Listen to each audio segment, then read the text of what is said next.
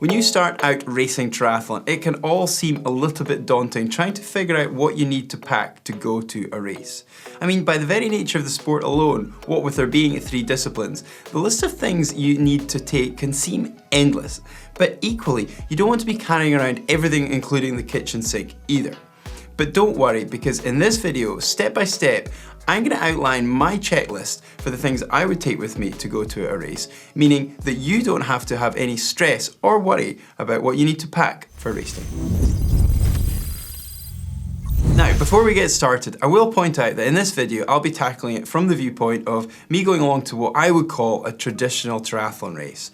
Like, say, your local club sprint or Olympic distance event. And in fact, these are the sorts of things that I grew up on as a junior back in Scotland. And what I mean by that is, it is a triathlon that happens just in one day and in one location. So you turn up in the morning, you get registered, the race site and venue is all in one place, and that might be a community leisure swimming pool, it might be a country park lake, or even just a collection of tents down near the beach. There is, of course, other more complicated logistics and much bigger events, like say Ironman or Challenge brands. And in those types of races, you are gonna have to register in the days in advance, you've got to rack your bike the day before, you even have to pack all your gear into designated bags that go into transition.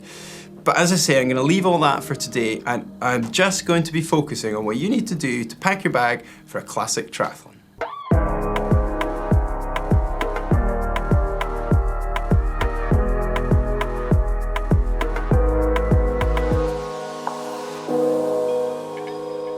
Now, let's start drilling down into all those things that we need to pack into our bag. So obviously the first thing I need to talk about is the bag itself. Now, as I said, you don't want to be carrying around everything under the sun. So something that is a good halfway house I used to use is a rucksack, much like one of these. You can pop it on your back, take the weight away, really good thing for walking through transition easily. And another good thing to look into for having your rucksack with is loads of good pockets that you can put all your different bits and pieces into. It just means you can keep all your kit nice and organized, and there's nothing worse than having to scramble around in the morning trying to look where things are.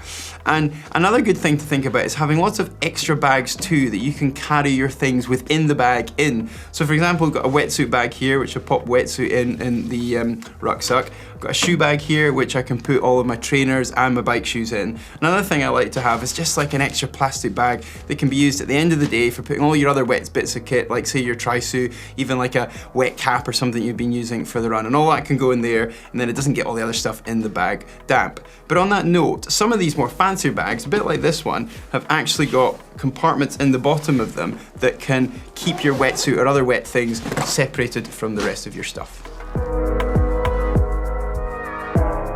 Right then, so we've got the bag sorted that we need for all the kit that will take us off to our race. Now the next step that I would do for helping me pack that thing is have a checklist. Just makes me be nice and methodical, ensures that I won't forget any of the major bits and pieces, and then I just take myself step by step through the race from the get-go, which means we're having a look at swim stuff first up.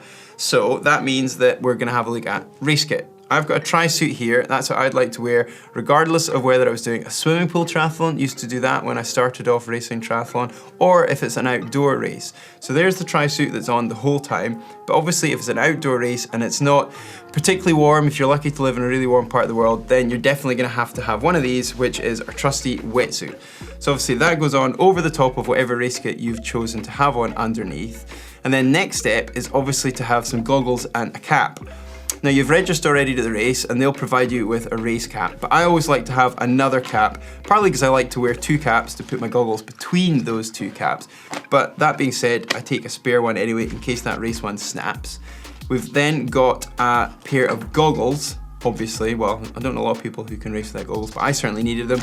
And then just in case something catastrophic like a snap of the goggle happens just before the race start, a good idea is carrying a set of spare ones that you can leave in your bag and hopefully you can rush back to get if you need them. Right, so the next thing that I need to think about packing is my bike shoes, because I definitely can't get through the triathlon without a set of those. So I've got those, they're going in the bag. Now thinking about what I'll be doing next in transition area, well that's going to be putting on a race number that I've got in registration. So that means something like this, which is a number belt. Now I always used to use one of these, so I think it's a great addition to the bag for race day packing. Just makes it a lot easier to have your number in your back on the bike and then swap it round onto the front for when you're on the run, which are the rules of racing. So as you can see there, I've got an old number pinned onto here, and that's a really easy thing to pack into the bag. Moving up the body, the next thing I'm going to be doing and need to pack is my helmet and sunglasses. So sunglasses, it's an optional but really good thing to have, quite a safe idea to put glasses on for heading out onto the bike. So we've got those packed away. And then finally, absolute essential, you're not going anywhere in a race if you've not got your helmet packed too. Right then, so we've got through the bike ride in our triathlon, so now I need to start thinking about what I need to pack for heading out onto the run. So obviously I need a set of these, which is my run trainers. But another really good thing to have for heading out onto the run, and I used to do a lot, especially if it's a longer distance race, is a set of these, which is our socks. And to make life a lot easier and getting those socks on, especially after you've been wet or sweaty on the bike ride, it's just some talcum powder, baby powder, whatever you want to call it. Just dump that inside the socks before you get ready the transition area in the morning. That just makes it a lot easier to get those socks on. So I've got that. And then the other thing to think about when you're heading out into the run, not everybody wants to wear a hat, but I certainly always did. So maybe something like a run cap or even a run visor if it's a hot race, and that allows you to pour some water over your head nice and easily. Right, so we've got all of our gear packed away for the swim, bike and run, but there's definitely a few other bits and pieces that I'm going to run through quite quickly now that can make life a lot simpler on race day. First of those is a big towel. You can use that in transition because not everybody wants to be soaking wet when they head out onto the bike, so you can use that to get fully dried off if you want, or you can use it to get changed under, change into a full set of bike kit if you want. Lots of people do that. And talking about the bike, you definitely need to keep on top of your hydration. So you need a water bottle, or maybe even two. You need to pop some energy drink in there. That's a really good idea for keeping the calorie intake going. Pack all that away.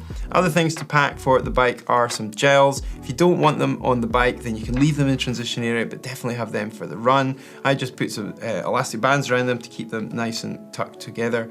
And you might even want to have some solid food, so pack some energy bars as well. Final little thing to pack into your bag on the run is some Vaseline. I just smear a little bit of that around the heel cup of the shoe because it just makes it a lot easier to get your foot in there before you head out on your run.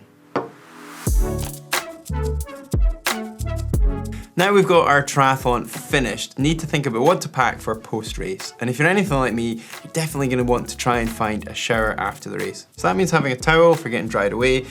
And I also like to have the luxury of some nice fresh clothes for when I've finished to get changed into. Now, although I'll come in the race morning with some clothes on, I might have gone for a warm up in them, and I just like to have some complete clean clothes ready to get into. So that's some socks, a t-shirt, I'll take some shorts because it's summer, so hopefully it'll be warm, long sleeve if it's maybe a bit cool, and I like to have some clean trainers, but I'll probably have come in the morning in those, so I'll pop them back in the bag as well. Now, one final thing to think about is having your phone, maybe a credit card, ID, and your race license perhaps, all tucked away in your bag. So I'll pack them away too. I put all the cards in a little pouch, got my phone, and they can go into the bag too.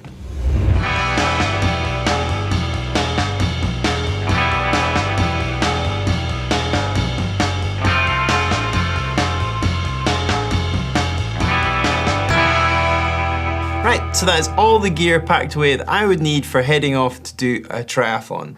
Hopefully you found this video useful, so please hit that thumb up like button. Find the globe on screen to get all the other videos that we have on GTN. And if you want to see a video where we gave you some tips on how to set this gear up for T1, well, you can find that here. And if you want to see another video about tips on how to set the gear up for T2, well, you can find that here.